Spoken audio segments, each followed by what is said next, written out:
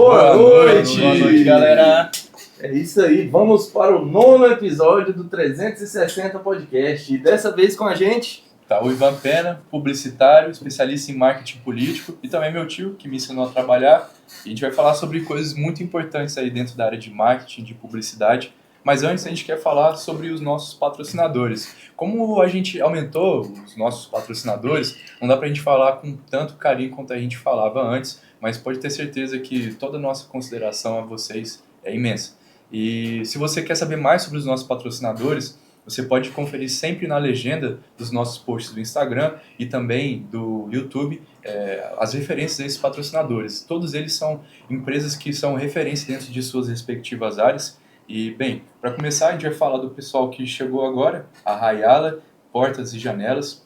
Tem também a do Passo Calçados, tem também a Doce Pimenta Acessórios.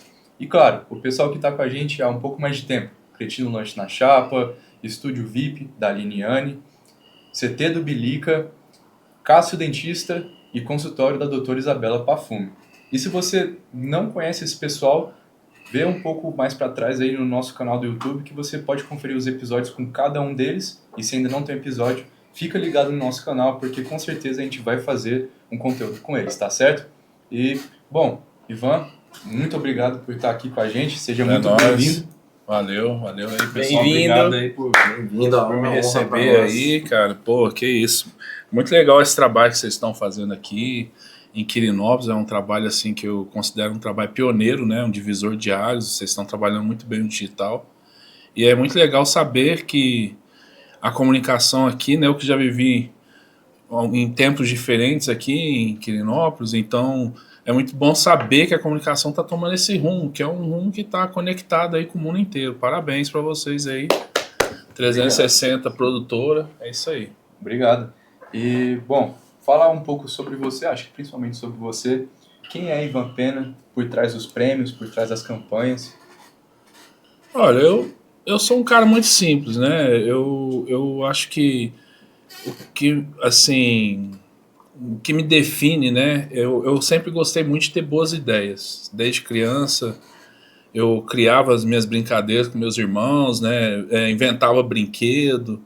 E isso sempre esteve assim presente na minha vida. Acho que a publicidade foi mais um passo aí nesse sentido, sabe? Eu sempre fui um cara muito ligado a essa parte assim de ideia, de arte, né? A arte ela expressa em vários formatos, né? Então acho que é isso, um cara que tem ideia. Bacana. E já que você falou um pouco sobre a sua infância, né? Vamos pensar um pouquinho mais para frente ali na fase do vestibular. O que te levou a escolher a publicidade? Né? É comunicação social ou é publicidade? Eu tenho bacharelado em comunicação social com licença para publicidade e propaganda, né? Que a comunicação, ela, na época que eu fiz faculdade, ela tem a relações públicas, rádio, TV e publicidade e propaganda. E eu fiz uma escola também que é um dos pilares do marketing no Brasil, que é a SPM, então a gente tinha um viés assim, muito voltado para o marketing, né? Então, assim, desde o início ali, tivemos contato com grandes profissionais da área. Então, assim, a minha formação é essa, publicidade e propaganda com ênfase em marketing. É assim que está no meu diploma, pelo menos. Bacana. Mas, e o que te levou a buscar essa área? Porque, não sei, você vem de uma família que é da área da saúde e tal, e o que te cativou nessa área? Boa pergunta, eu acho que eu caí do berço. Porque é muito diferente, né? Na época que eu escolhi, pô, a gente está falando aí de 1998. Eu lembro, é engraçado você comentar isso, porque eu fiz segundo grau em Berlândia, e na época era assim, pessoal só biológica, só da área da biologia, né? Ou era medicina ou era odonto. Aí tinha uns gatos pingados ali, engenharia, direito, né? As profissões mais convencionais. E aí tinha dois doidos na turma, era eu e um outro amigo meu. E nós dois fizemos publicidade. Assim, doido no sentido, né, de que ser diferente, né, de ter um olhar diferente. Eu acho que me levou a fazer publicidade foi isso, sabe, de ver uma situação de uma forma diferente, né. Eu acho que a criatividade passa por aí, né, de você tá todo mundo vendo uma coisa, você olha aquela mesma coisa, mas você enxerga vários outros níveis, várias outras camadas, e dali às vezes você extrai uma ideia bacana. Acho que foi isso.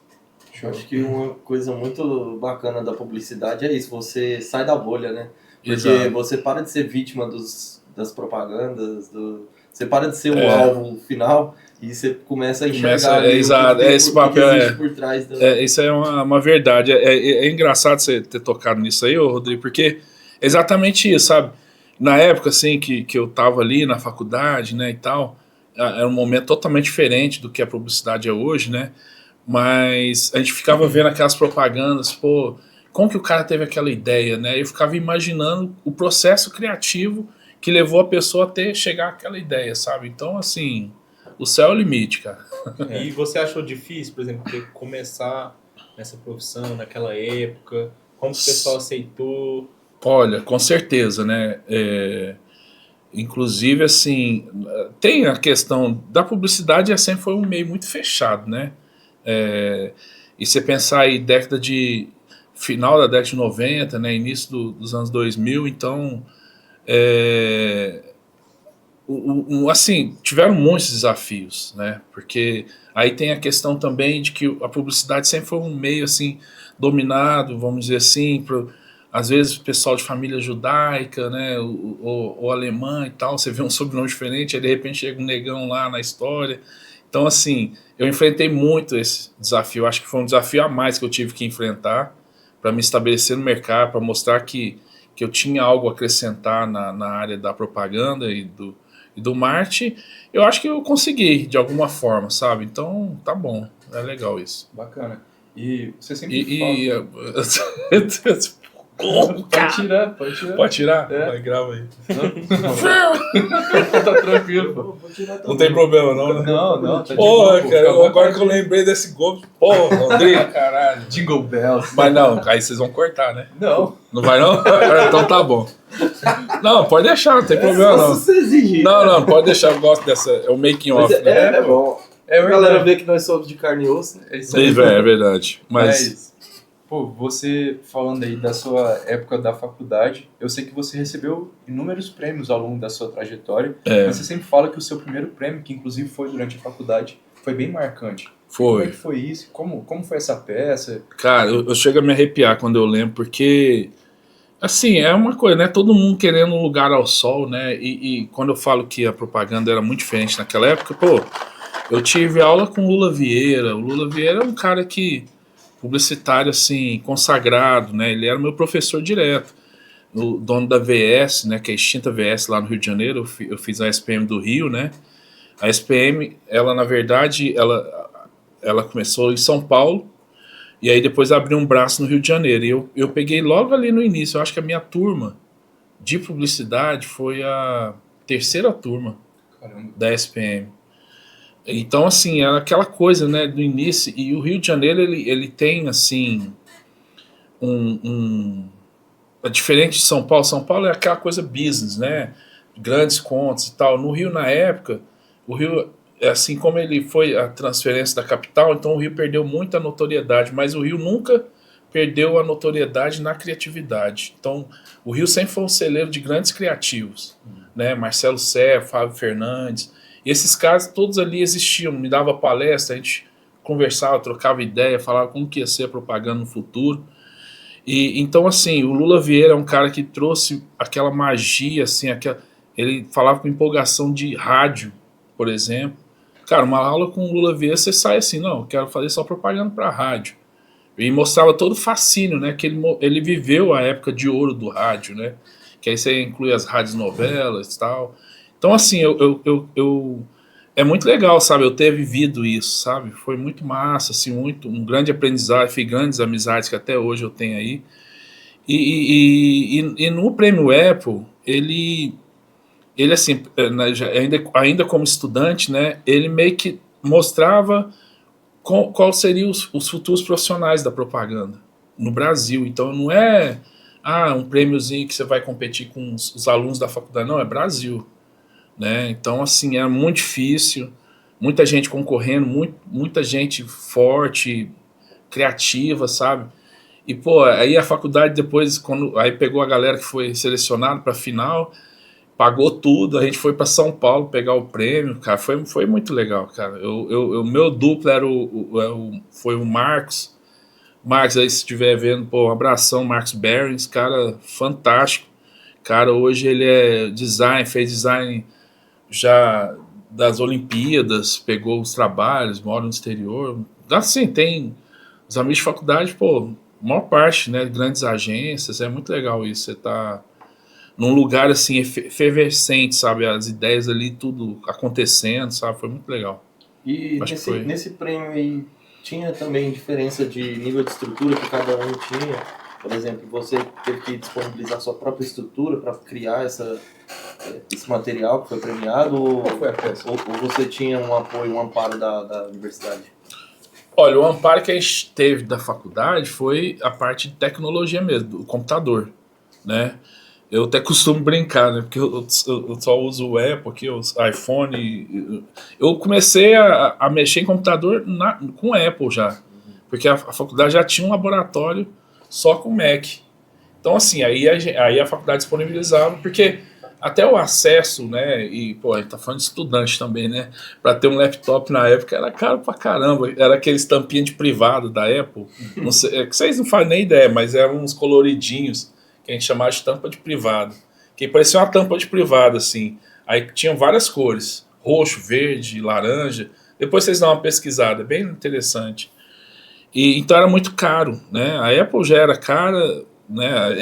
É cara, mas na época, imagina, tanto que era caro. Então eles disponibilizavam um laboratório. Aí a gente fazia, mas a parte conceitual, até hoje eu mantenho essa coisa do papel, né? A caneta, o papel ou lápis, você ter a ideia, rabiscar o layout, sabe? Você ter uma estrutura. Aí você perguntou qual foi o brief, né? O brief, cara, o brief fantástico. O brief eu lembro até hoje. Projeto Pomar, que era a recuperação da Marginal Pinheiros, em São Paulo. Então, assim, né, São Paulo, o Rio ali, você tem o Tietê, tem a Pinheiros também, tudo poluído. E ali já tinha começando um início de um processo de recuperação tanto da mata ciliar quanto do rio, né? Porque você, para recuperar um rio, você tem que recuperar a mata ciliar. Então, o Projeto Pomar era o lance de incentivar as escolas a educarem os alunos plantando mudas à margem do Rio Pinheiros. Então, a gente conseguiu fazer um trabalho bem legal nesse sentido, sabe? Uma peça simples, se eu buscar um pouco, eu ainda acho esse layout. Foi muito legal. E teve muita gente boa, assim, eu lembro de umas ideias. A nossa foi, eu acho que, deixa eu ver se eu lembro aqui, era um caderno bem simples. Era um caderno com uma borracha e um lápis. Aí era assim, celulose, látex e madeira. Aí eu não vou fechar a ideia, mas a gente já aprende a trabalhar com a natureza desde, sei lá, alguma coisa assim, desculpa, é muito não, eu entendi a linha, mostrando mas tiveram ideias fantásticas. Teve um que me marcou mais do que a minha ideia, que foi uma das mais premiadas lá, que era assim, agora só falta plantar bananeira. Aí a foto das crianças brincando, tipo, entendeu? Plantou acerola, agora só falta plantar bananeira e tal. Legal. É muito legal as crianças. Mas assim, pô, então, sabe, você ter contato assim com o creme de la creme da publicidade, porque era ali a gente, pô, no meio de São Paulo, os grandões, a festa, aí você vê os caras que você cultuava, assim, ali do seu lado. Pô, o Washington Oliveto, né, na época ele estava vivo ainda, então, assim, é muito legal. Isso foi uma fase muito boa, assim, de aprendizado, né. Bacana. Então, você viveu uma das eras de ouro da publicidade no Brasil, né? E hoje a gente sabe que as coisas estão um pouco diferentes. Sim. O que você me fala do mercado atual de publicidade, propaganda? Eu acho que eu vivi assim o finalzinho, né, da era, porque a era mesmo, eu acho que no início dos anos 90 foi muito, muito foda, assim, publicidade brasileira sempre foi um ícone, sempre foi uma referência internacional, né, e até hoje ainda é isso, mas antigamente eu acho que era ainda mais criativa, né, esses nomes que eu falei aqui, pô, você tinha uma da Brasil, um DM9, aí tinha FNASCA, Almap BBDO, Pô, os caras fizeram, né, miséria, assim. E eu acho que, assim, o que mudou de lá para cá é que o departamento financeiro começou a tomar conta das agências.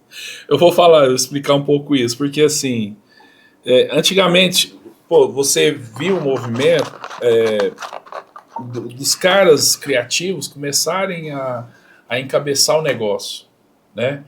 Os caras saíram da criação, do departamento de criação, e foram pro front do negócio. Aí você tem vários nomes que eu posso citar aqui: Marcelo Serpa, Washington Oliveto, Nizam Guanais, entendeu? O Eugênio Mohalen, esses caras, então eles sabiam colocar a mão na massa ali, fazer a coisa acontecer, mas também falar com o cliente. Então, como eles sabiam disso, eles sabiam qual era o time que precisava para a entrega, o capricho no resultado final, sabe? Os detalhes que fazem a diferença. Depois ficou uma coisa assim muito muito cartesiano, assim, muito, sabe? Metódica. Não que eu tô resumindo de uma forma às vezes grotesca, mas é aquela coisa assim que tem que entregar resultado. Sim, o resultado pode vir de várias formas, né? Mas aí ficou essa coisa. Financeiro, eu tenho dinheiro, eu tenho que prestar conta, e a ideia foi cada vez ficando mais de lado, né? Hoje, no processo que eu vejo, às vezes eu vejo que a produção ela é muito mais importante do que a criação. Não que eu quero diminuir uma coisa ou outra, mas assim, a gente está vivendo esse momento, tá trazendo resultado, mas as pessoas não querem mais, assim. Às vezes eu tô achando que talvez assim a ideia, né?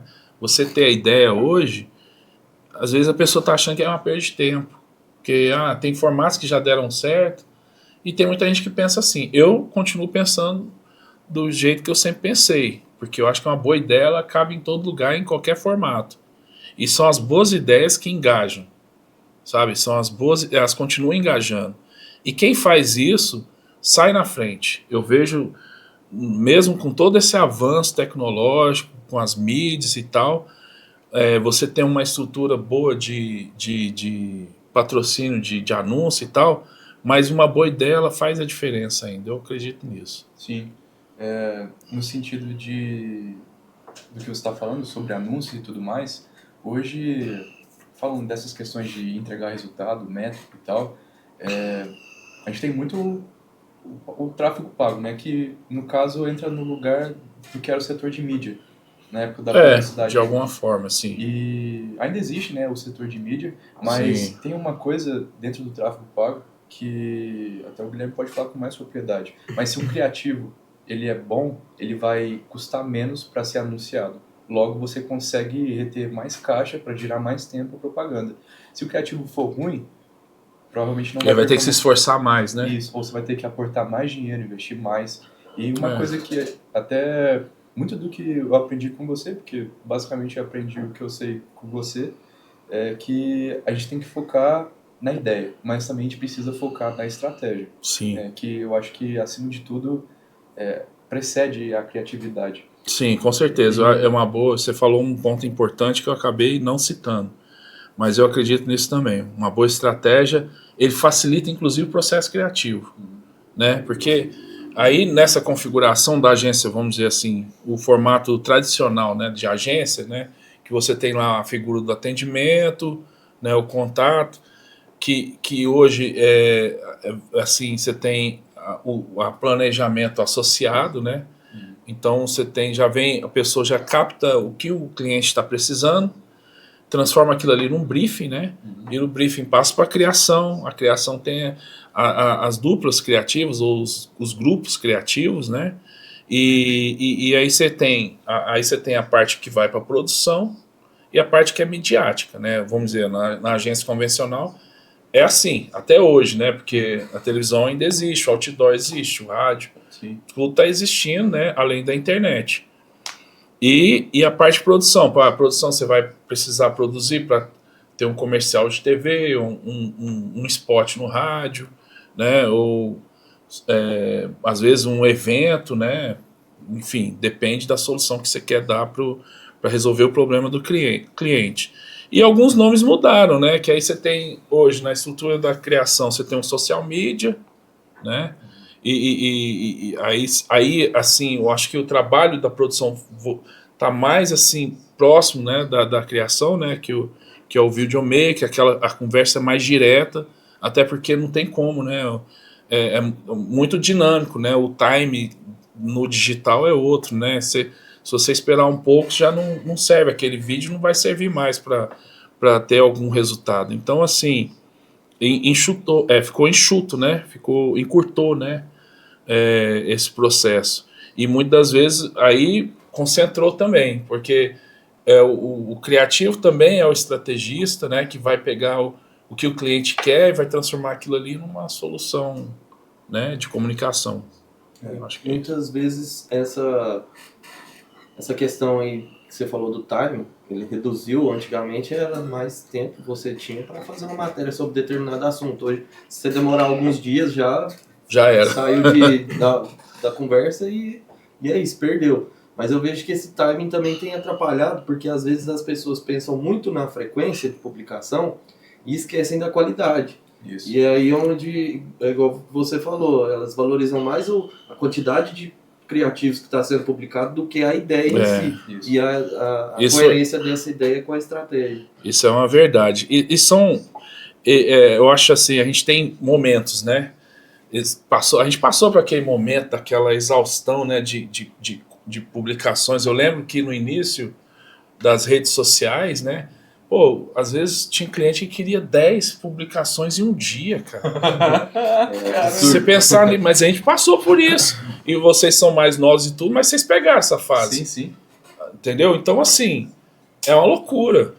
Então, é muito assim, como a gente fala, o teste AB, né? Uhum. Você então vai testando. Você vê que dá certo. Mas as pessoas também se cansam, né? Você vê hoje os formatos na própria TV, né? De anúncios, tem vários formatos de stream. Eles tiraram totalmente os comerciais. Os comerciais é uma outra interação com o comercial. Eles estão A TV aberta ainda tem um agora, formato padrão, mas os streams da vida aí, as marcas, elas entram de outra forma, né? Então, assim, eu acho que vai testando, sabe? O que dá certo, o que não dá, como que o público está recebendo aquilo, e o público, ele sempre vai ditar a forma que vai ser entregue a comunicação. Porque é isso, a comunicação é não é o que você fala, é o que o outro entende. Então, assim, a gente tem que sempre pensar nesse princípio, sabe? Porque não adianta nada, você pode ter uma ideia fantástica, mas se você não souber trabalhar ela não vai ter o resultado necessário. E hoje nesse new market, né, o marketing não pode ser opressor, tipo, você vai comprar, você é isso aqui. Hoje as pessoas, elas sabem que aquele vídeo tá vendendo para ela, mas tá levando ela ali na... Exato, isso aí você tocou num ponto importante mesmo. Porque antes, né, você podia colocar já um valor lá... E pronto, colorido. Casas Bahia. Polishop. É isso, entendeu? Eu acho que isso aí que você falou é interessante, porque é até uma herança de como a propaganda funcionava antigamente, né? Que se você for analisar mesmo, a propaganda era algo extremamente invasivo, né? Você tinha um aparelho na sua casa que de repente chamava, você vai ter que comprar isso aqui. A internet, ela trouxe, eu acho muito, isso é uma parte que eu gosto muito da internet, porque a internet, ela criou uma via de mão dupla, sabe? Que a pessoa se transformou na mídia também. Isso é uma coisa importante. Verdade. Sabe? Não é mais só a mídia conversando com a pessoa. Uma mídia, a pessoa influencia outras pessoas. Vira um personagem. Então, assim, ficou assim, nivelou. Antigamente, não. Antigamente, você tinha uma propaganda de cigarro e às vezes a pessoa comprava aquilo ali só para se sentir pertencendo àquele grupo que fumava aquele cigarro. Às vezes ela nem gostava de fumar cigarro. Às vezes começou a fumar cigarro por conta disso. Tá? Era como se fosse um símbolo de status e tal. Então, na época, era uma outra comunicação, uma coisa, né, muito mais desrespeitosa até, de fato. E hoje não. Hoje as marcas pedem licença num sentido muito mais de relacionamento, né, de manter um relacionamento. E outra coisa, a gente também já passou por um relacionamento falso, né, vamos dizer assim. Hoje o relacionamento, as pessoas, elas valorizam os relacionamentos, são verdadeiros. Assim como a gente, né? Entre as pessoas. Então, cada vez mais, eu vejo isso, assim, as pessoas percebem quando não tem autenticidade, quando não tem verdade. E se não tem, não engaja. Eu acho que é isso. Até vejo que um pouco do fenômeno das influências, lógico, tem influência que vai sempre continuar em alta, construir uma audiência, o que toda marca deveria fazer, mas ao mesmo tempo eu vejo que a tomada de decisão dos compradores, devido ao que uma influencer falou, começou a diminuir, porque a gente sabe que ela está sendo paga para fazer aquela propaganda, aquele merchan. E junto à influência, devido a essa demanda rápida da internet, eu acho que surgiu o que a gente até fica... É uma sátira nossa aqui da empresa, que é o profissional pato, que pato anda, pato nada, pato voa, mas no final pato não faz nada bem feito. E são esses profissionais que são os urgência, né? O que você fala assim nessa mudança que teve da publicidade antiga, do marketing, não antigo, mas como era e como é hoje, sobre esses profissionais? Porque antes você tinha empresas com vários setores, profissionais para cada determinado setor, e hoje você tem pessoas que tentam fazer tudo por conta própria, mas às vezes não conseguem entregar nem o resultado, nem a criatividade, só meio que estão ali fazendo um network com o cliente e tentando manter enquanto dá. Isso é engraçado isso aí, porque sempre teve assim, vamos dizer, urgência, essa terminologia vem, né, de uma variação de agência, né? E inclusive, eu quero voltar um pouco mais, porque eu acho que hoje nem esse nome agência, ele já meio que caiu por terra, né? Porque a agência é quem agencia. Antigamente, os reclames, né, da época lá, TV era preto e branca ainda, mas era o cara que ele comprava aquele espaço nos veículos, né? E aí ele agenciava, olha como que é, entendeu? Fazia a ponte, né, com o cliente para anunciar ali. Então a agência vem muito disso. A agência era quem fazia a ponte do cliente com os veículos, né? E agenciava de um lado, fazia a ponte com o outro e ganhava dinheiro dessa forma, com as comissões e tal. E aí veio o urgência, que é aquele que tenta resolver tudo. E realmente, a comunicação é um processo complexo, né? Às vezes, assim, a gente vê o resultado final e acha que é uma coisa simples, mas para chegar naquilo ali, foi um processo que passou por muita coisa. Você vê como a TV, um programa de auditório, funciona. Tantos profissionais que tem em volta do apresentador, né? O cameraman, o cara que fica segurando o cabo pro cameraman andar, e por aí vai. Aí tem o maquiador, tem o cara que cuida da iluminação. Então, assim, e a comunicação também é um processo de equipe. É muito difícil você chegar num resultado bom sendo uma pessoa só. Você não tem a troca de ideia. Algum momento vai dar problema, certo? E eu acho que, mas ao mesmo tempo, vamos dizer assim, com o avanço tecnológico, né, facilitou muito. Antigamente, para você fazer um comercial, fazer uma tomada aérea, pensa bem, ou você tinha que ter uma grua, a grua, não sei se vocês sabem, mas a grua era uma parada que vinha assim e tem meio que um guindaste. Sei, que fica por cima. Assim, então é caríssimo aqui a locação. Ou tinha que contratar um helicóptero. Mais caro ainda. Mais caro ainda, entendeu? Então, assim, aqueles comerciais, Hollywood, o sucesso. Cara, que as verbas eram astronômicas, cara. Também, né? Além, não vou nem citar. E a câmera trombolha, assim, né? Hoje não, hoje você pega um celular desse aqui, pega um drone, faz uma tomada aérea. Então, assim, a tecnologia facilitou muito nesse sentido, concordo. Mas a questão da expertise, do saber, da experiência, ela ainda é humana, sabe? Ela ainda vem da troca de informação, do brainstorm, né? Entendeu? Vem muito disso. Então, assim, eu já trabalhei muitas vezes sozinho, mas eu sentia falta. Que uma ideia poderia ficar melhor se eu estivesse trocando ideia com alguém, sabe? Ou a entrega, o resultado. E o risco de você errar é muito maior. Então, você diminui, entendeu? Então, quando a gente fala de resultado, de alta performance, a gente tem que pensar nisso. Eu percebo isso...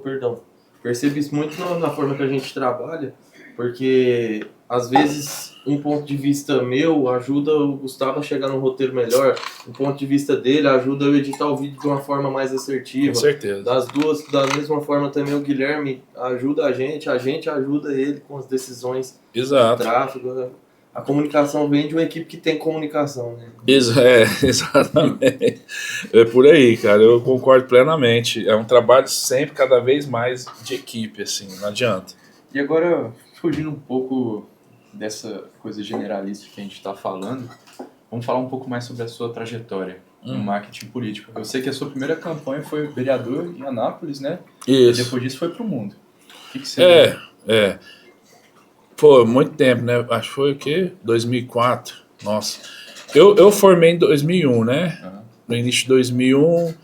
Assim, o início, varejo foi minha escola, na verdade, o varejo, né? No setor privado. Antes, eu vou falar um pouco antes.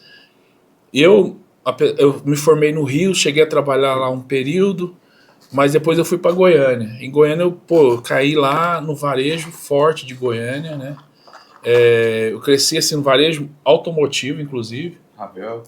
Trabalhei em grandes marcas lá, assim. Saga, a Ravel aqui em Quiri, né? Eu não acho que eu não cheguei a fazer algum trabalho para Ravel, não. Não, acho que não. Não, já fiz uma ação. Eu me lembro. É verdade. Tinha uma revistinha que você me deu. Pô. Não, mas essa era da Tecar. Do grupo Tecar, lá que é Fiat. Fiat. O Tecar é Fiat, Honda, a Iveco, marca de caminhão, e a Renault. É isso aí. E eu acho que hoje tem um monte de coisa lá, um grupo ganha. Mas peguei Saga, aí também trabalhei institucional, bastante coisa, Unimed, fiz trabalho para a Coca-Cola também. Então, assim, tem uma experiência vasta no mercado publicitário, vamos dizer, privado, né? Isso me deu uma base muito boa, porque quando você fala de marketing político, né, hoje, mais do que nunca, mas antigamente a campanha ela tinha uma duração maior também, né? Mas hoje você não pode errar. É um período assim, muito curto e você tem que ter soluções rápidas. E o varejo me trouxe isso, sabe? Que o varejo é aquela coisa de você fazer uma coisa rápida, sabe? Você tinha que fazer um criativo ali muito rápido para fechar todo o mecanismo do varejo, né? Varejo de supermercado também te ensina muita coisa, me ensinou muita coisa, pelo menos. E aí eu fui... topei o desafio, né? Foi até com o Renato Monteiro. Renato, um abraço aí, cara. O Renato foi o meu primeiro mentor, assim, né? Que o Renato, para quem não sabe, para mim, ele fez uma campanha que foi um divisor de águas aqui em Goiás, né? Que pegou Marconi no início. Marconi aí brincou com o Nerso da Capitinga, aí brincou. Ele trouxe humor para hoje, né, você fala, mas isso não é novo. Não, você tem que pensar que na época foi revolucionário. Marconi, ninguém conhecia o Marconi. O Wilson Rezende sempre foi o Wilson Rezende, né, o cara, né. Então, assim, ele pegou o Marconi ali com poucos pontos e fez o cara ganhar uma campanha maravilhosa, uma campanha com a pegada de humor, mas quando precisava de uma coisa séria fazia também. Renato Monteiro sempre foi uma referência para mim nesse sentido. E aí eu tive com ele em Anápolis. Eu peguei ali o chão de fábrica mesmo, que os vereadores. Eu lembro que eu acho que era uma coligação grande, então eu peguei uns 200 ou 250 vereadores. E aí era assim, não era o principal mídia, né?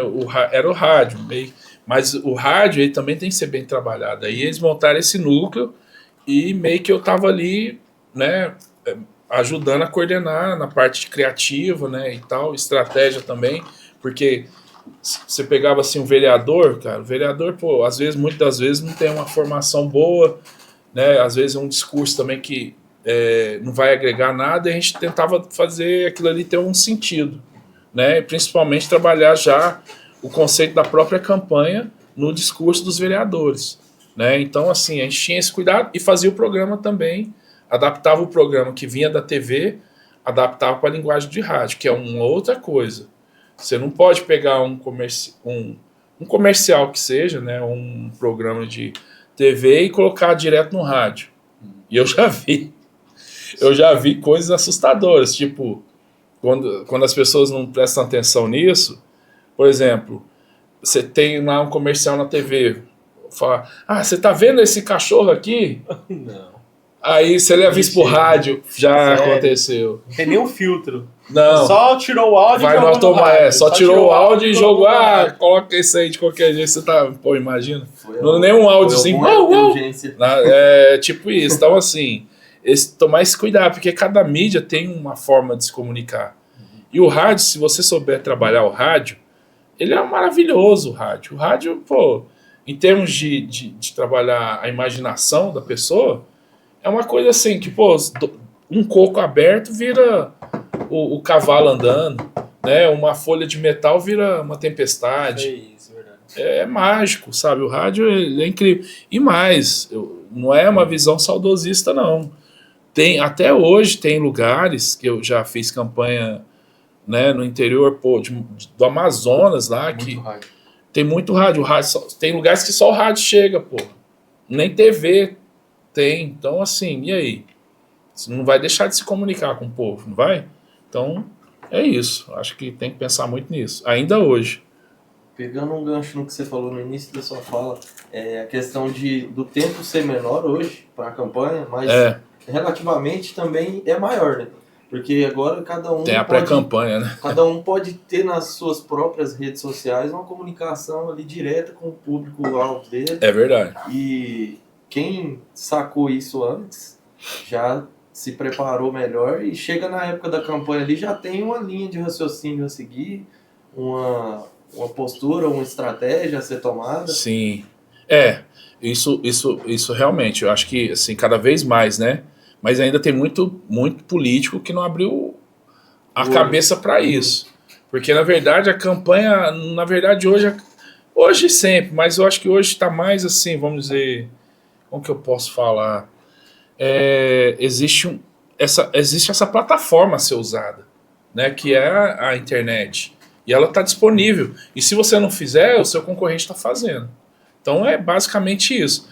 Então, assim, e quando você trabalha isso já ao longo seja o mandato, né, que às vezes o cara vem numa reeleição, ou na construção, né, da autoridade dele, do que ele quer, né, do posicionamento dele, ele tem a chance de poder errar, né? Que ele erra, aí ele vê, isso aqui dá certo, isso aqui não dá certo. Entendeu? Então ele tem essa oportunidade. E quando ele não faz isso, ele está jogando fora essa oportunidade, simples assim. E é uma oportunidade excelente, porque você ter a chance, né, de chegar e cristalizar o seu voto, na hora que chega na eleição, basicamente você vai fazer uma manutenção, é perfeito. Quem fez bem isso aí foi a direita, né, com o Bolsonaro em 2014, né, se não estou enganado. 2016? Não, 2014. Foi 2014. Que foi para mim, assim, a internet, as redes sociais no marketing político começou em 2012. Que, assim, criaram toda uma legislação voltada para isso. Mas em 2014, de fato, que foi um divisor de águas que a gente viu o poder que o digital tem. E a direita, né, a extrema-direita, soube trabalhar muito bem isso. Ela pegou o micro-target, que já era uma estratégia que a gente usava, né, que é de você segmentar a mensagem assim, altamente segmentada, tipo, uma campanha em nível nacional, o cara falar assim que vai melhorar a vida da pessoa e falar de detalhes que tem naquela região ali, imagina o nível de conexão que isso tem. E o que ele fez? Ele cruzou isso com o WhatsApp. Com tráfego também. Entendeu? Com tráfego. E ele foi mordendo pelas beiradas. Enquanto isso, o pessoal da esquerda estava ali, num formato convencional, tradicional, geralzão, exato. TV, não soube. TV, tinha o governo, né? Tava no governo. Então, assim, aquela coisa, né, vinha com aquela mentalidade já ultrapassada, né? Já obsoleta, só que eles não sabiam. E aí o que aconteceu? Foram pegos de surpresa. Chegou 2014. O Bolsonaro já estava com uma legião de seguidores. Não teve chance. Entendeu? Aí por isso que eu acho que foi uma campanha disruptiva, porque fugiu totalmente dos meios convencionais de comunicação, né, que até então as pessoas conheciam, e surpreendeu todo mundo. Pegou todo mundo. Então, uma coisa... Mas calça não, foi... Uma coisa, assim, muitas pessoas, quando você trabalha com marketing político, ficam tentando adivinhar, você é de esquerda, você é de direita, mas, acima de tudo, quando você trabalha com marketing político, você tem um olhar técnico da coisa, né?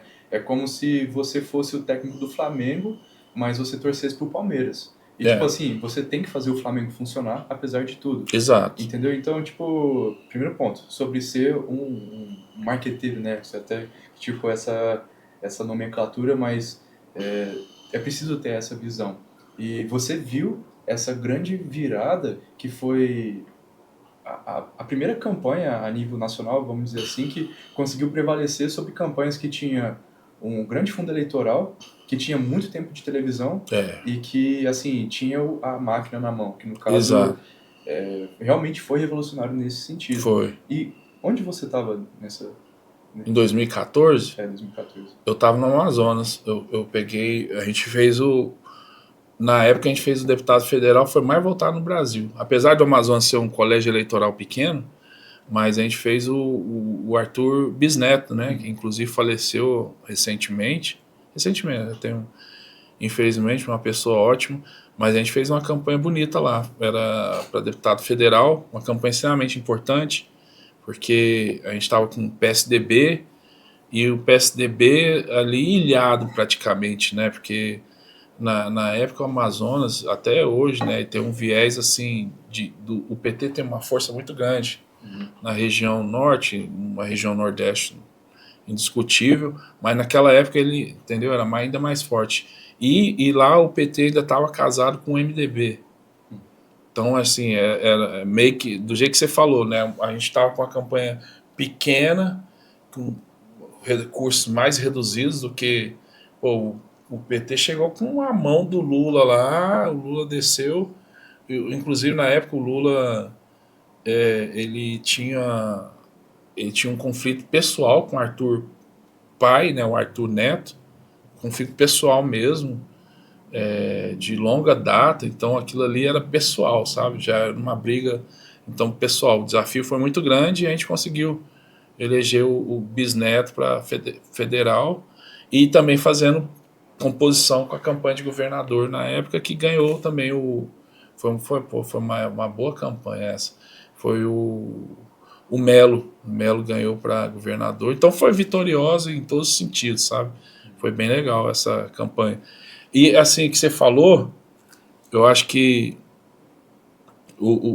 você tocou num ponto importante que eu quero enfatizar aqui, que realmente a campanha da época, 2014, o PT estava com aquela ideia daqueles filmes monumentais, né? Nossa, de verbas. E quando eu falo que foi disruptiva a campanha do Bolsonaro, que eles chegaram com, eles conseguiram mobilizar as pessoas num nível que os eleitores começaram a criar o próprio conteúdo. Olha que louco. Olha que economia, pertencimento, né? Tudo, engajamento, mobilização principalmente. Então o cara, por conta própria, ele fazia um videozinho. E o que é legal que eu aprendi também a olhar com outros olhos, é que às vezes o nível estético não é a mais importante, é a mensagem. E a mensagem, inclusive, ela está até no nível estético que ele trabalha, entendeu? Porque vai ver o quê? A autenticidade. Falou, o carinha fez aquele vídeo. Ninguém vai ficar falando, fora de enquadramento, ou aquela imagem estava cheia de pixel. Não quer saber. O que é mais importante é a mensagem, autenticidade e pertencimento. Né? E falando a nível municipal, você já trabalhou também em várias campanhas de prefeito, né? Muita coisa. Aqui na nossa cidade, qual que é a sua experiência política? Como que Pegadinha do malandro, né? Cara, eu vou falar pra você, essa aí é uma pergunta boa, porque é engraçado, né, cara? Eu assim, tô com o quê? 22 anos de marketing. 22? Não, mais, eu tô mais velho, os cabelos brancos. Não, eu tô com 24 anos, mais de 24, acho. Porque... Não, eu comecei em 2004, né? Mas eu me formei em 2001. Mas vamos falar de propaganda, 2004? 22, verdade, você tem razão. 24 de formado, né? Vamos dizer. Mas e nisso eu já fiz mais de 20 campanhas. Em todos os níveis que você imaginar, todas as esferas, né? Municipal, estadual, distrital, já fiz campanha em Brasília, e federal, né? Mas eu nunca fiz campanha aqui em Quirinópolis. Não. Não foi falta de tentar, né? Não foi falta de tentar. Isso aí as histórias são inúmeras, né? Aí eu tento pensar assim, pô, aquela frase, né? Santo de casa não faz milagre. No caso, eu sou São Benedito, né? Mas eu acho que vai assim, é muito engraçado isso, porque... Mas acaba que acontece? Eu costurei tanto fora daqui que, pô, eu acho que eu só não fiz campanha na região sul. Em todas as outras regiões eu fiz campanha, né? E para não falar que eu não peguei uma campanha de gaúcha, eu fiz uma campanha de uma gaúcha, só que... Não, lá na Bahia. Na Bahia, que foi, pô, eu achei maravilhosa. Foi uma experiência muito legal para deputado federal, que eu lembro do slogan, que é uma pessoa que se tornou uma grande empresária, e ela não só se tornou uma grande empresária, ela criou toda uma comunidade em volta da empresa dela para ajudar as outras pessoas a crescerem também.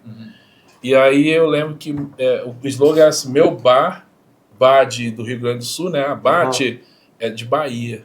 Meu bar é de Bahia. Caramba. Então, Bacana. Então, assim, mas engraçado isso, né, cara? Eu paro para pensar assim, eu tenho até uma vontade de fazer quem sabe um dia aqui, né? Até com vocês, pô, imagina, vamos. Olha, fica a deixa, hein? Ano que vem, 2020. Não, ano que vem não, né? Daí, no caso, tem que ser. Pode ser um deputado aqui, pô. Pode ser um deputado, com né? certeza. Pode ser, é verdade. Mas tem um fato importante aí, uma história que, pô. A gente estava falando, inclusive, de divisor de águas, né? Que eu acho que foi um divisor de águas aqui também. Em Quirinópolis. Em Quirinópolis, em termos de campanha digital, que foi a campanha do Bolsonaro, foi 2014, a campanha 16. daqui 2016 aqui? Do Anderson, primeiro mandato? Não, o primeiro mandato Não, dele foi 2020. Que foi a da Foi pandemia, 20, né? foi da pandemia, foi 2020, foi a primeira campanha. Bota fé. O divisor de águas aqui vem em 2020, que aí eu lembro bem disso, assim, que eu tava em 2020, eu acho que eu tava no Nordeste. Nordeste. Mas eu acompanhava a campanha aqui. Eu sempre, né, fico conectado e tal, para saber o que tá acontecendo. Eu lembro nessa época, antes de sair daqui, cheguei até algumas conversas assim, mas eu acho que foi notório, assim. Eu falei, cara, essa galera tá fazendo. E eu falava com o meu irmão, com o pai dele, né, o Gustavo, o Dr. Gustavo. Eu falava, olha, esse pessoal tá fazendo um negócio interessante e tal, que é o pessoal da Pagoto, né? Isso. Que pegou a campanha do ANS, primeira campanha do ANS, que eu achei um trabalho maravilhoso. Por quê? Eles souberam trabalhar o digital. Eles assim, fizeram um resgate de memória afetiva, porque, querendo ou não, o Anderson, né, na época, tinha assim, algumas pessoas dentro da bolha dele, sabiam que ele era filho do Lourenção, né, mas a maior parte da população não sabia, até porque um cara novo, né, e tal. Então, assim, ele começou a fazer esse resgate. Daí as pessoas lembrando do Lourenção e ele associando ao filho, né, trazendo esse capital, vamos dizer assim, essa memória afetiva para o Anderson. E aí, claro que a gente não, quando a gente fala de uma campanha, não dá para falar só de digital, né? É claro que a costura política, né, a associação que ele fez no decorrer da campanha com a Nicolina, eu acho que ela trouxe, a Nicolina já é uma vereadora muito testada, né, de 5 mandatos, então agregou muito na campanha, fez uma diferença muito grande. Ela, pô, literalmente pegou a mão dele mesmo e foi pra rua, né? Porque pra mim campanha é isso, campanha é rua. Beleza, tem internet, legal. A internet ela vai mostrar e vai potencializar isso, mas a campanha É rua, cara. É olho no olho, porque são pessoas votando em pessoas. Em 2020 foi só olho no olho mesmo, porque daqui pra baixo era máscara. Boa. É isso aí. Você vai ganhar esse docinho no final.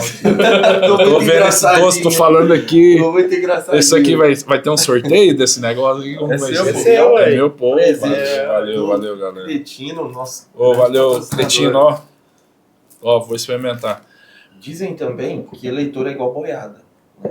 Quando toma um rumo, não é difícil segurar. Depois de um certo nível da campanha ali. Existe, eu assim, não colocaria boiada, porque...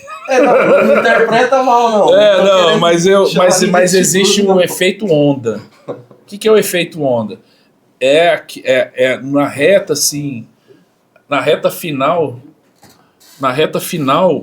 as pessoas que estão indecisas, elas vão tendenciar a ir pro lado que já tá parecendo que vai ganhar. Que aí é o efeito onda, pode ser efeito manado, que seja o que for. Mas existe essa onda mesmo, que é uma questão quase que energética, sabe? De vibração, que aí você vê em tudo, né? Torcidas, pertencimento, as pessoas estão na rua, elas compraram já a briga junto com o candidato, defendem o que o candidato está trazendo como pauta, entendeu? Então, assim, aí já é um nível, você chega... Pô, quando você chega nesse nível, você sente, cara, é uma coisa maravilhosa, velho. Agora, o contrário também... É horrível, trágico. É muito ruim, cara. E assim, eu já vivi os dois lados da história, nesses mais de 20 anos aí, porque, assim, foi... Pô, eu lembro, cara, não tem coisa pior que você tá na campanha, assim, pô, e aí tá... Eu não fujo, não, cara. Eu vou até o final com o candidato. Aí tá lá, eu gosto de escutar pelo rádio, inclusive. Você vai escutando um rádiozinho assim. Apuração, até, cara. Vou mandar um abraço aqui pro Rodrigo Souza, que pra mim, cara, fica igual ao final de Copa do Mundo. É muito Aquele bom. cara narrando as apurações das urnas. É massa, né? Eu acho, é um dos momentos também que eu gosto muito, assim, de... É exatamente isso, é igual pra quem gosta. Copa do Mundo. Exato. Mas então, aí dos dois lados, cara, é muito foda. É claro que o lado vencedor é sempre melhor, né? Se você pudesse falar e fosse aceito tudo que você dissesse sobre essa questão da narrativa, o que você diria para esses políticos que ainda estão presos na mídia tradicional, ou às vezes até investem no digital, mas eles ficam, porra, assessor tal, vem cá, faz um videozinho pra mim, coisa bem interiorando, às vezes até em outras cidades. O que você diria? Qual o primeiro passo que esse político deveria dar? Eu vou falar um negócio. Tem uma música que é até do Belchior, né? Que é na voz da Elis Regina, ela é mais famosa. Mas tem uma frase: o novo sempre vem. E não tô falando do novo partido, não. Agora tem essa também, né? Mas o novo sempre vem, que sentido? Não adianta você ficar pensando com a cabeça que dava certo ali em 90. Sabe? O ritmo é outro hoje. Então, se o cara não abrir o olho para isso, seja na criação de uma narrativa, na contratação de um profissional que é especializado, que entende do que está fazendo, vai ficar para trás, não adianta, não vai se conectar, porque quem que está começando a votar agora? Os millennials, entendeu? A geração Z já está voltando, mas os millennials estão voltando, então assim, como que a política, os políticos vão se comunicar com esses públicos que estão vindo aí, que estão entrando no mercado, que estão decidindo, estão tomando as decisões, entendeu? E porra, praticamente que nasceu com a internet. Então, assim, a gente volta naquele lá que a gente comentou lá atrás, que é o público que define. Então, se o público é diferente hoje, a gente tem que se adequar ao que o público está pedindo, pô. Simples assim. Você falou sobre se atualizar, e hoje a gente vive a era da inteligência artificial agora. E a gente até comentou um pouquinho aqui antes de começar, mas é meio incerto ainda até que ponto será bom usar ou verdade. Será uma gafe, né? Vai depender muito. Isso aí, eu acho que 2026 vai ser a campanha laboratório para inteligência artificial. A gente fala assim, inteligência artificial, a gente associa muito, quando fala de política também, muito a fake news, né? Isso vai existir também. existe uma legislação, um pouco embrionária, eu acho, ainda tem que evoluir um pouco, mas existe. Aí deepfakes, essas coisas. Agora, a inteligência artificial na operação de uma campanha política vai ser uma coisa de louco, né? Porque, assim, ela vai corresponder muito mais ao time que a gente precisa, em termos de, se você souber utilizar, né, dentro do contexto, né, da campanha, e vai facilitar muito. Agora, eu tenho medo, porque as pessoas estão confundindo, sempre, na verdade, confundem forma e conteúdo. Então, assim, aí cai novamente de você ter expertise, de ter experiência até para conduzir uma máquina, um robô para fazer o trabalho, vamos dizer assim, o Mobral para você, né? Então, a todo instante vai ter que ter uma parte humana no processo, não adianta. Uma coisa que eu imagino que possa facilitar, por exemplo, eu quero contar uma história do meu candidato e eu não tenho uma foto dele criança com um avô, com quem, sei lá, uma pessoa que talvez seja uma pessoa renomada. Aí eu posso usar a IA para criar ali uma imagem que seja algo aceitável, né? Nada apelativo. Quando você fala de política... Agora, não para criar um roteiro, por exemplo. Não. Mas a gente tem que tomar um certo cuidado. Porque já existem algumas restrições, assim, já nos formatos convencionais de produção, né? A gente tem que tomar esse cuidado e adentrar na legislação, porque não vai também ser tão, assim, liberado. Não. Porque, assim, o que você está criando? Você está criando uma coisa que não... tecnicamente, aí que é bom você ter um jurídico, está bem sempre amparado, um bom jurídico na campanha, mas tecnicamente aquilo ali não existiu, certo? Apesar de você resgatar, por mais que o trabalho seja bem feito, né, de você falar, não, mas aquela casa existiu daquele jeito e tal, mas não, entendeu? Não existiu. Aí você tem que ver quais são as restrições ali, vai ter alguns limites, entendeu? Para uma campanha política, não estou falando para um trabalho, né, do cotidiano, assim, mercadológico. Então a gente tem que pisar em ovos nisso aí ainda. E falando também sobre essa questão de acompanhar o público e tal, o que você me fala do fenômeno dos políticos tiktokers? Boa pergunta, cara. Tem aquele cara Manga, né, lá do Sorocaba, ele se ferrou. Cara, eu acho assim... se o cara for verdadeiro, se não tiver maquiagem, sabe? Tem um livro que A Publicidade é um Cadáver que Não Sorri, do Olivier Toscani. Pô, esse livro é muito bom, cara, porque nós, né, publicitários, eu acho que a gente tem essa coisa, né, de maquiar o defunto, né? É que nem vendedor de peixe. O cara chega na feirinha, aí a mulher vem e fala, eu quero esse peixe aí. Nossa, mas ele tá tão morto. Aí ele dá um balançado assim na minha. Não, olha aí, tá até... tá até... O bichinho, o olho dele tá até esbranquiçado. O cara balança. É meio assim, sabe? Às vezes a gente tem que disfarçar muito. Eu já peguei político com conteúdo e político sem conteúdo. E aí, quando não tem conteúdo, cara, a gente tem que rebolar, velho. A gente falou, pô, como que a gente vai fazer esse cara engajar assim, entendeu? Tem cara que sobra conteúdo, você faz assim, o cara é um arsenal de conteúdo, mas tem... o Alisson é um desses. Mas quando você tem um cara que não tem nada, ou uma mulher que também não tem nada assim pra oferecer, você fala, pô, você tem certeza que você quer ser candidato? Mas enfim, e eu acho que é o que acontece. Nada mais é que o TikTok vai trazer isso à tona. E tem muitos trabalhos que são até bem feitos na construção do personagem, mas eles não se sustentam, entendeu? Agora, assim, aí o caso do Manga é um cara que, pô, manda... O cara no digital, assim, em frente da câmera, ele... né, super bem. Eu acho que ele pode ser um ator, né? Um bom ator. Mas o problema dele é que vai numa outra esfera, que é da corrupção. Os problemas que ele está enfrentando ali, pelo que eu vi, né? Estão relacionados à parte de corrupção. Então, assim, não adianta. O cara pode ter N seguidores nas redes sociais, mas a legislação funciona para todo mundo, se você é TikToker ou não. Então, assim, e respondendo a sua pergunta, eu acho que é isso. O TikTok é uma ferramenta legal? É, porque vai se conectar com esse público, exatamente esse público que já não consome TV mais, né? Que só vê ali os vídeos rápidos também, diga-se de passagem. E então, assim, é uma ferramenta, se bem utilizada, muito boa. Mas eu acho que o que antecede isso? Uma boa estratégia, um storytelling bem definido, uma criação de uma narrativa, né, consolidada, assim, e o resto é o resto. Aí faz um conteúdo pro TikTok, faz um conteúdo pro YouTube, entendeu? Faz um comercial de TV, por que não, né? Rádio ainda assim. Rádio, né? E é isso, um outdoor. Às vezes faz uma convergência também, né?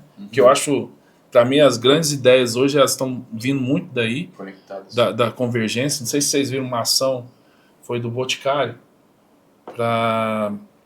O Boticário fez, não sei se foi Boticário ou Natura, mas foi para o final de ano da Globo, que tem aquela música, né? Hoje é um novo dia e tal.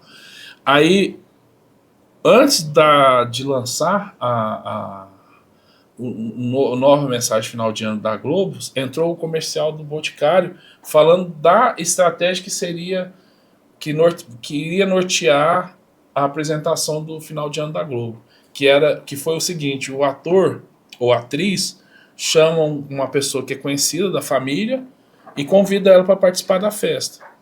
Entendeu? Esse foi a mensagem final de ano. E o Boticário explorou isso no comercial anterior. Eu falei, eu tive orgasmo múltiplo, cara. Quando eu vi aquilo ali, eu falei, caramba, olha como que foi feito esse cross-media, assim, sabe? Né? Essa amarração. E tiveram outros momentos, assim, momentos brilhantes, né? A gente tá vivendo, inclusive, agora, essa fase do name, eu não tenho umas expressões, assim, desculpa, principalmente essas expressões mais novas, eu nem sempre lembro. Mas eu vou explicar o que está acontecendo. Por exemplo, o BIS comprou os direitos do Morumbi durante 5 anos. Agora é Morumbis. Né? Então, assim, as marcas elas estão encontrando formas de adentrar a vida das pessoas que não necessariamente é o formato convencional de propaganda. Eu gosto disso. É criativo, né? Te leva um outro caminho.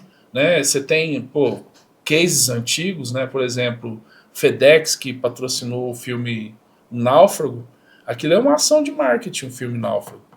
Entendeu? Aquele com Tom Hanks? Com Tom Hanks. Eu acho que não é Náufrago, não, mas eu sei qual você está falando. Ele tem que entregar todo o custo. Mas é Náufrago, é o Náufrago. É do Wilson. É o Wilson, é Náufrago. Ali foi um filme que teve patrocínio direto da FedEx, que é todo feito em cima do conceito FedEx. Não importa onde, a gente vai te entregar. Então, o filme o roteiro foi todo feito em cima. Cara, é fantástico isso, né? E eu acho que, inclusive, eu acho que a comunicação ela vai muito para aí. Sabe? O que eu vejo, assim, no futuro da comunicação é essa convergência cada vez maior, não só linguagem cinematográfica, mas a linguagem dos gamers, que é um público que, é extremamente, assim... É um mercado, né, que rola muita grana. Sim. Né? Então, assim, as marcas vão ter que saber se adaptar e nós, como profissionais de comunicação, também, para saber como que a gente vai se comunicar nessas novas plataformas. Então, eu acho muito legal isso, assim, que obriga você a se reciclar, né, a todo instante. Quando você acha que está dominando, você tem que se reciclar de novo. Tem que se atualizar de novo. Tem que seguir o fluxo, né? Seguir o fluxo, não é um caminho sem volta. Eu lembro de uma cena do Clube da Luta, logo no início, que é o seguinte: daqui a uns tempos a gente vai ter o planeta Starbucks, a galáxia, a Microsoft, né? Eu acho que as marcas elas vão entrando no dia a dia das pessoas de uma forma que aquilo que que você falou de as marcas pedem licença hoje, eu acho que elas vão parar de pedir licença e vão voltar, chutar a porta. Mas aí vai ser uma escolha dela. Mas eu acho que, assim, tem que ter uma coisa, tem que ter um certo respeito também, sabe? Porque quando você encontra esse respeito e uma coisa que é pertinente, aí você chega num resultado fantástico. Porque as pessoas também não querem ter sua vida invadida. Todo mundo quer. Então, assim, eu acho que é que nem uma pessoa. A marca ela vai se comportar cada vez mais como uma pessoa, né? No dia a dia, sem forçar a amizade, vamos dizer assim, sabe? Um relacionamento massa. Depende da situação, né? Mas eu acho que no geral é isso. Porque o Centrão tem boa parte das bancadas, né, do Congresso e querendo ou não, as pessoas, assim, no geral, principalmente os mais jovens, eles estão meio cansados dessa polarização, sabe? Que ultimamente está perpetuando aí no Brasil. Tanto de um lado quanto de outro, sabe? O pessoal tá cansado, cara, sabe? E talvez vai ser uma oportunidade de vir uma coisa mais moderada, entendeu? Que às vezes vai seguir uma direita mais moderada, uma esquerda que aponte mais pro centrão, ou até um candidato centrão mesmo. Por que não? Eu acho que é isso, vai por aí. Essa polarização que norteou muito, assim, ainda tem uma força, tem, mas eu vejo que tá se esvaindo, assim, o poder tá, sabe, tá meio que desgastado já. Tivemos uma movimentação do Caiado, né? O Caiado é um nome, ele é um cara que vem de uma direita mais moderada, apesar dele ter essa tentativa de aceno pro Bolsonaro, né, mas eu acho que ele, assim, é nítido, né, que o Bolsonaro quer um nome Bolsonaro ali no voto, né, não quer largar esse osso.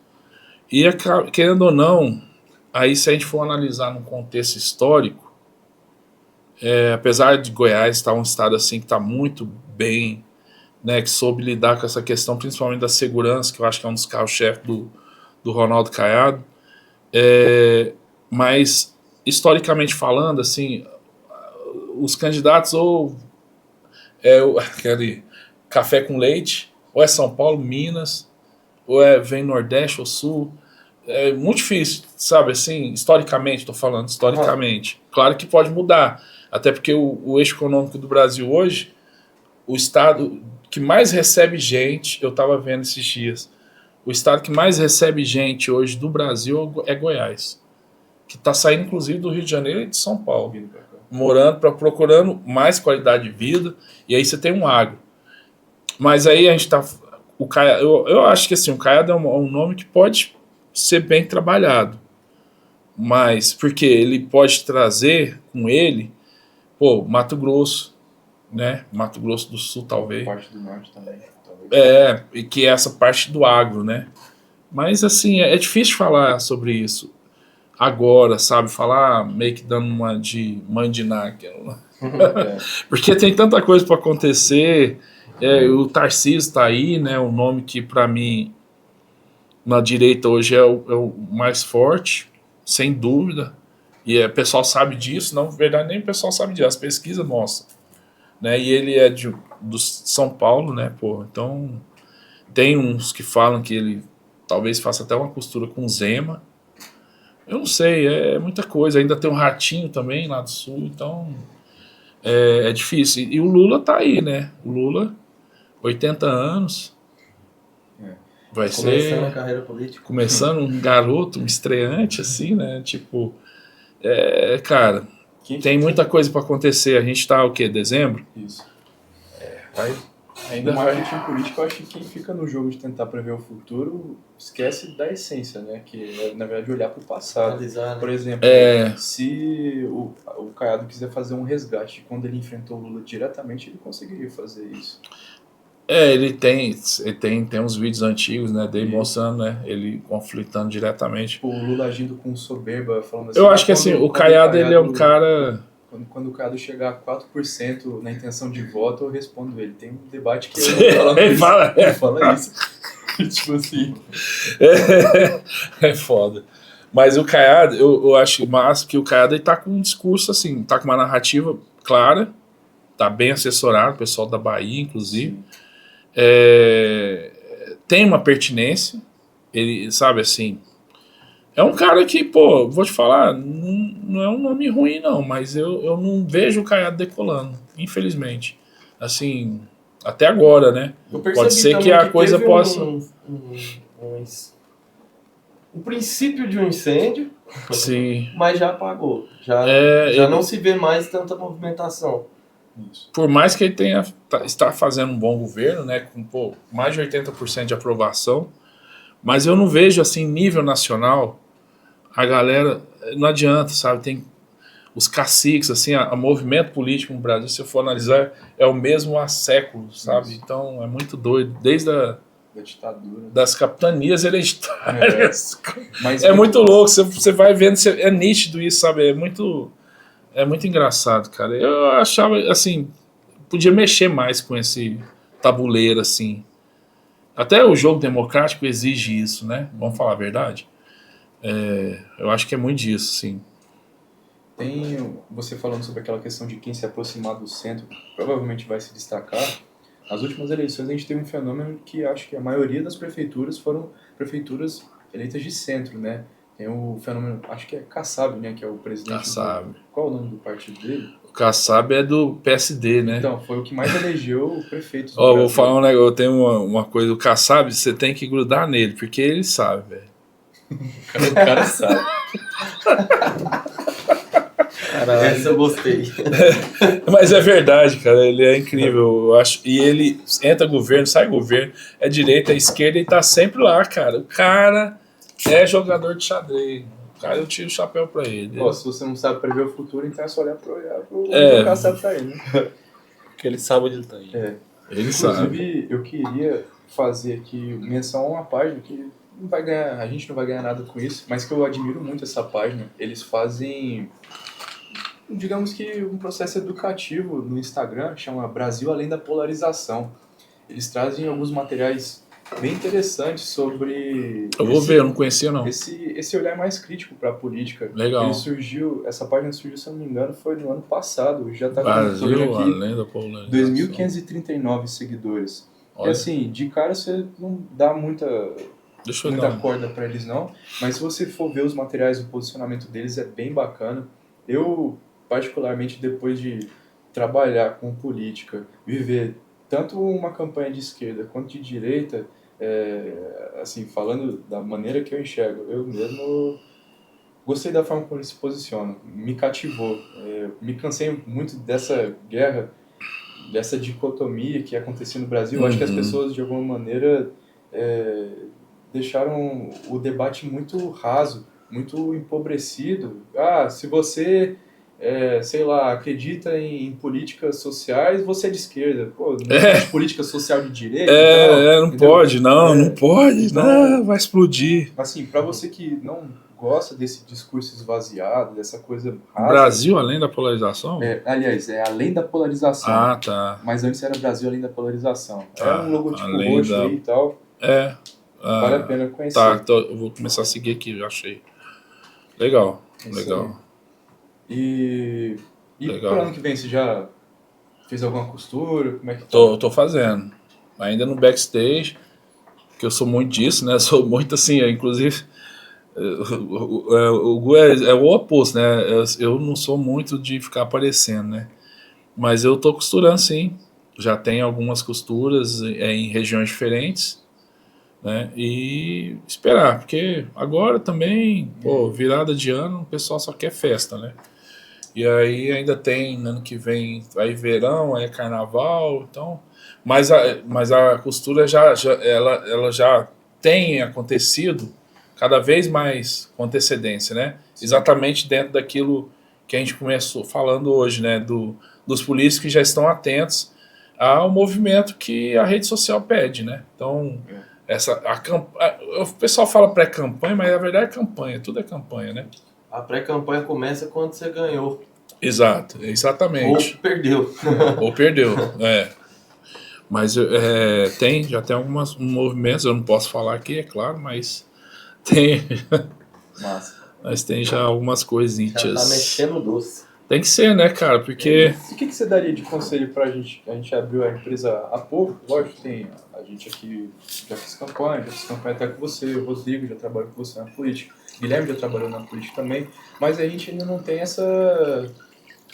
esse molho de, vamos bater porta, e o que a gente vai fazer? Porque a gente sabe que o meio político, ele é fechado, né? Você mesmo sempre falou esse negócio de, tipo, eu abri a mata fechada para você passar. Você fala isso No facão. E, tipo, mesmo você tendo aberto e tal, às vezes eu fiz um contato ou outro, Mas eu ainda acho muito difícil, tipo assim, político tal, vamos trabalhar junto, ou, deixa eu apresentar um projeto pra você. Ou a gente tem que botar a cara mesmo e... Como você faria isso? Olha, às vezes, eu sinceramente, eu acho muito legal quando você acredita no que você está fazendo. Porque às vezes, na campanha política, muitas vezes você vai fazer uma campanha, mas querendo ou não, você não concorda totalmente com o que o candidato você está defendendo.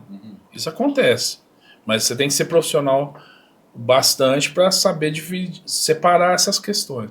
Agora, quando você tem a oportunidade de escolher o político, pô, às vezes vocês podem chegar e fazer uma análise do contexto e da potencialidade que cada um tem. E pegar daquele cara ali do início, sabe? Que é uma coisa maravilhosa. Você chegar, o cara começar como vereador, depois, né? Às vezes tem a oportunidade de se tornar um prefeito, ou às vezes ele vai se lançar deputado estadual, dependendo da projeção dele. Depois o cara vira um federal, já vai para uma outra esfera, e vocês estão ali desde o início, sabe? Acreditando naquele projeto. Porque, ainda mais vocês são novos, e tem essa possibilidade, né, de chegar e dedicar um tempo de vida a um projeto que vocês realmente acreditam. E basicamente é isso. Né? Eu acho que hoje é mais fácil, inclusive. Pegar um pra cria. Pegar um para cria, é. Hoje é mais fácil porque você tem a projeção que a internet dá, né? Que é assim, você tá, bom, pode estar aqui no interior de Goiás, mas vocês estão conectados com o mundo inteiro. Então, vai depender de vocês, entendeu? E chegar e ter uma conversa franca. Eu acho que eu penso assim de uma forma otimista, né? Porque a gente sabe que às vezes, né, tem um projeto que é legal, que começa bem, mas depois ele acaba sendo distorcido, né? Assim, a ideologia do projeto é legal, mas, por exemplo, tem o Renova BR. Renova BR, pô, começou, levou uns deputados, né? Tem aquele deputado que é cego, não sei se vocês acompanham. A ideologia do Renova BR é muito legal, de trazer uma escola, uma formação política didática, né, assim, e com base nos preceitos, né, da boa política, né. Mas é claro que tem gente que se apropria disso. E política é um jogo muito complicado, cara. Então, mas eu tento sempre pensar no lado bom da história, porque eu acredito que essa galera, vocês, né, essa galera que tá vindo, já está com uma cabeça assim, menos corrompida, vamos dizer. Porque são várias questões que não tem como mais tolerar. Entendeu? Agora a gente viu aí dia 7, esse movimento do Levante Mulheres Vivas. Né? Contra a violência, exato, violência de gênero. Cara, mobilizou o Brasil inteiro, eu acho que mais de, não sei se foram 21 capitais, ou 24 capitais. Caramba. Então, assim, foi um negócio... Porque é uma causa que não tem como, cara. Sabe, assim, o índice de feminicídio, ele aumentou.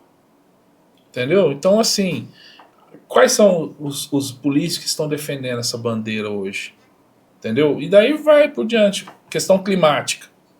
É outro assunto também que não tem como ficar mais, sabe, passando... panos quentes ou tampando o sol com a peneira. Porque não dá, cara. Entendeu? Então eu acredito que tem que ter um posicionamento claro, sem corrupção, entendeu? Dos políticos que estão por vir aí. Senão a gente vai ficar só correndo atrás do rabo. Assim, e a coisa vai estourar. Eu acho que é isso. Bacana. Eu acho que, como você falou, né? As pessoas, elas compram a autenticidade. Eu acho que, de alguma maneira, a pessoa que entra na política hoje, ou que já está na política há mais tempo, a gente querendo trabalhar com essa pessoa, vai ver se a gente compra a ideia dela mesmo, de alguma maneira, e se a gente é capaz de vender essa ideia, que o político ele virou um produto, né? Hoje, o discurso dele são pessoas como você que escrevem. Não vem necessariamente do coração dele, do que ele acredita. Às vezes vem. Às vezes. Eu já trabalhei com que só dava um direcionamento. Não, tem político que gosta de pegar Mas é claro, né, assim, a gente sempre vai pegar o texto da pessoa e vai trazer o viés publicitário, né, que pode potencializar. Mas ele tem que ter uma essência. Às vezes ele não vai expressar aquela essência escrevendo, mas aí você tem que ter a percepção de captar aquilo numa conversa. Sim. Né, que a gente chama no diamante, por exemplo. Diamante é importante por conta disso. Diamante, né, quer explicar porque ele fala diamante, pô, diamante. Uau. Não, algo que brilha, né, igual minha pele aqui, tá brilhando. Já tem óleo pra caramba saindo aqui, né. Olha, mas enfim, o diamante é aquele material que a gente pega e faz um bruto dele, que é o cara conversando, uma conversa que nem a nossa aqui, sem precisar ficar com postura nem nada. Fala de tudo, vai, só deixa a câmera rodando. E aí você vai sentindo, entendeu? Depois você vai lapidando, até chegar, né, num resultado, no cerne. Mas, sabe, no final, a gente tem que ter essa... simbiose, né? Tem que criar. Porque só assim você vai conseguir replicar isso pro público. Simples assim, entendeu? Massa. Muito bacana. É isso. Thalita, temos quanto tempo de podcast, né? 1h30. Ó, que Bacana. isso. Bom, hein? Caramba. Legal. Tem alguma mensagem que você quer passar pro público? Algum posicionamento? Que Mensagem de Natal? Valeu, Natalina. Valeu. Não, sei lá, que mensagem, Lúcio? Tipo, eu acho que, como você falou, quase nunca você vai pra frente das câmeras e tal. É. Isso é uma oportunidade massa. Aí. É verdade, né? Cara, não sei, o que eu vou falar, porra? É uma dica. Pode ser uma dica, pode Pros ser onde as políticos pessoas que podem te estão- encontrar. Não, pra quem quiser me seguir, esse negócio? ser também. Ah, tá. Não, pra quem quiser me seguir... Deixa eu tomar água aqui, porque eu não consigo, velho. Aguinha. Mas pra quem quiser me seguir, eu tô no Instagram, lá no Ivan Pena, Pena com 2 N's. E basicamente é isso. Lá tem alguns trabalhos, vocês podem ver assim, que eu fiz ao longo da minha carreira. E é isso. Né, eu acho que o legal da comunicação, às vezes, né? Vou falar para essa galera que às vezes está começando. Fala pra essa câmera aqui. Para você. Então, o legal da comunicação, né, de você trabalhar com isso, é você ter o poder de criar uma realidade do nada, né? Eu acho que o mais... A magia da comunicação é essa, de você... você criar um produto, você criar um mercado, às vezes, que não existe, né? E de poder entrar para a história, né? Porque, querendo ou não, se você for analisar, alguns ícones da nossa cultura vieram da comunicação, né? Então, por exemplo, o leão do imposto de renda, né? Eu acho isso, sabe assim, muita gente pode falar, mas isso é superficial, é comercial. Não. A propaganda no Brasil, ela é tão criativa que ela é uma forma se você for numa análise assim de história, né? Faz parte da cultura. É como a arte também, o teatro, a TV. Então você cria, né, os jargões, né? Tipo, nós viemos aqui para beber ou para conversar. São todos advindos da propaganda, né? A número 1, que mais? Todo mundo usa. Red Bull te dá asas. Agora, 1001 utilidades. Exato. Eu acho que o brasileiro, ele é comunicativo na essência, né, cara? É um povo muito comunicativo, muito criativo. Então, assim, a gente tá numa área que, consegue reunir tudo isso, sabe? E a gente pode criar uma coisa do nada. Isso é muito legal, né? Da gente ter esse poder de, enquanto todo mundo tá reclamando, né, da crise, a gente criar uma oportunidade ali, entendeu? E fazer negócio com aquilo, e gerar emprego, e fazer com que as pessoas, com famílias, ganhem dinheiro, entendeu? E é isso, eu acho que a mensagem é essa, é pensar a publicidade fora da publicidade, não a publicidade como a gente está acostumado a ver, né, em comerciais, mas o que a gente acha que não é publicidade acaba sendo, né? Eu acho que tá na vida, assim, em qualquer detalhe, e às vezes Só depende do seu nível de consciência de saber que aquilo ali é uma puta de uma oportunidade que você pode aproveitar. Isso aí. Fechou. Enquanto um chora, outros vendem lenço. Enquanto uns choram, outros vendem lenço. Fica essa frase aí pra... Isso. Essa frase é do Nizam, né? É. É boa essa frase, é verdade. Enquanto alguns choram, outros vendem lenço. E eu acho que é isso, né? O poder da comunicação é isso aí. Então, Ivan, Valeu, muito obrigado. é nóis. Valeu, Prazer te valeu. conhecer, Obrigado viu? aí Gustavo vocês. fala muito de você. Uma grande Valeu, honra cara. receber você aqui. Obrigado, Nesse cara. mundo da política foi um dos primeiros que eu trabalhei junto também. É verdade. Tive a oportunidade de editar alguns vídeos, É fazer verdade, algumas tamo filmagens. junto aí, mano. Obrigado aí por me receber aqui na Casa 360, foi massa, cara. Eu, assim, tinha tempo que eu não conversava, bati um papo desse. Foi bom, foi bom. Bacana, a gente ficou muito feliz de receber você aqui. Quando você falou que gostaria de vir aqui, trouxe as pautas e tal, eu já sabia que ia ser muito massa. Eu tinha certeza disso. Porque, cara, acho que acima de tudo, a visão que você traz junto da experiência, junto com o repertório, é uma coisa que eu particularmente tento replicar, aplicar no meu trabalho, e que eu acho que se todo mundo que trabalhasse no setor, independente de trabalhar, sei lá, faz o atendimento, ou sei lá, o tráfego, se tiver essa visão e conseguir embutir na própria função, fica tudo muito bem ornado, tudo bem amarrado, sabe? E foi massa ter essa pincelada do que você pode contribuir dentro É nóis. de uma campanha. Então, Tamo junto aí. Isso aí. valeu, pessoal. Valeu, valeu. Até o próximo. Até o próximo. Até o próximo aí.